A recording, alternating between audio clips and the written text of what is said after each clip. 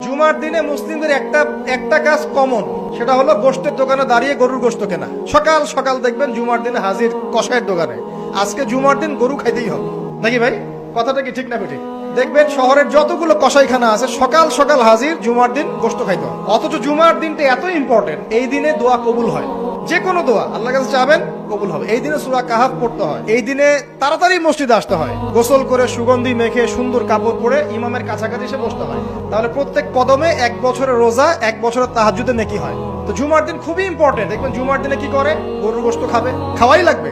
মুরগি খাওয়া তো যাবেই না, সবজি খাওয়া যাবেই না, ঠিক আছে? তারপরে স্ত্রী সন্তান বউ বাচ্চাকে নিয়ে সকাল সকাল বের হয়ে চলে গেলাম, সারা বিকেল ঘুরতেছি, রাত্রে ঘুরতেছি, সন্ধ্যায় ঘুরতেছি। মানে ওই দিনটা দেখবেন গান বাজনা, পার্টি, এই বিয়ের অনুষ্ঠান, এই জন্মদিন, এই ওরিয়েন্টেশন, এই অমুক তমুক সব জুমার দিনে। অথচ জুমার দিনটাকে আল্লাহ পাক দিয়েছেন ওয়া শাহিদ, সাক্ষ্যদাতা, মানে জুমার দিন আপনাকে সাক্ষী দিবে আপনি এই দিন কি করেছেন।